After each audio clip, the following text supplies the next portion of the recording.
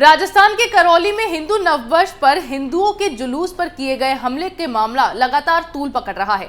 मामले में कांग्रेस पार्षद मतलूब अहमद की भूमिका तो पहले ही सामने आ गई थी। अब इस मामले में सनसनीखेज खुलासा हुआ है, जिसके तहत ये दावा किया गया है कि हिंसा में जिस तरह के हथियारों से हिंदुओं के जुलूस को निशाना बनाया गया था, उसी तरह के हथियार कांग्रेस नेता मतलूब अहमद के घर से मिले हैं। देखिए रिपोर्ट।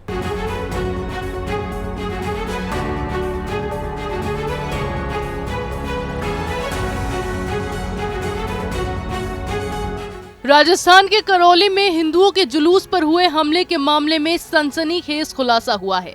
हिंदुओं के जुलूस पर मुस्लिम बाहुल इलाके में हमला किया गया था।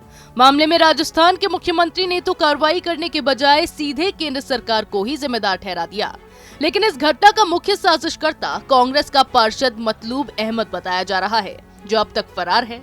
इस बीच एक रिपोर्ट में दावा किया गया है कि जिस तरह के हथियारों से हिंदुओं के जुलूस को निशाना बनाया गया था, उसी तरह के हथियार कांग्रेस नेता मतलूब अहमद के घर से मिले हैं।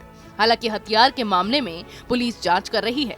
इसके साथ ही एक अखबार की रिपोर्ट की माने तो हिंसा से पहले ही घरों में हथियार जुटा लिए गए थे।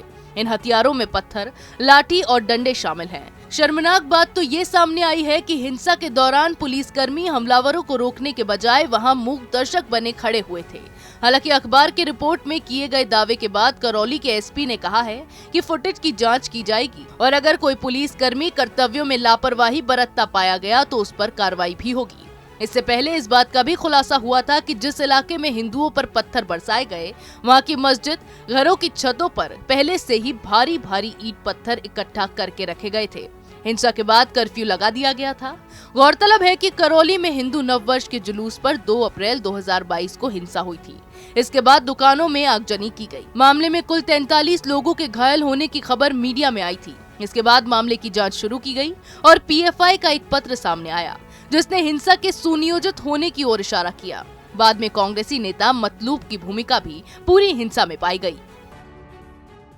राजस्थान के करौली में हुई हिंसा को राज्यपाल कलराज मिश्र ने भी सुनियोजित बताया है और कहा है कि करौली हिंसा के दौरान जिस तरह से पथराव किया गया, उससे साबित होता है कि इसे सुनियोजित तरीके से अंजाम दिया गया और इसे रोका जा सकता था। राजस्थान सरकार अब इस मामले को लेकर सवालों के घेरे में है और जिस तरह से कांग्रेस पार्षद की भूमिका इस हिंसा में सामने आई है, उसके बाद राजस्थान में कांग्रेस सरकार लगातार मामले से पल्ला झाड़ने में लगी है। ऐसी खबरें हम आपके लिए लाते रहेंगे। तब तक के लिए देखते रहिए कैपिटल टीवी।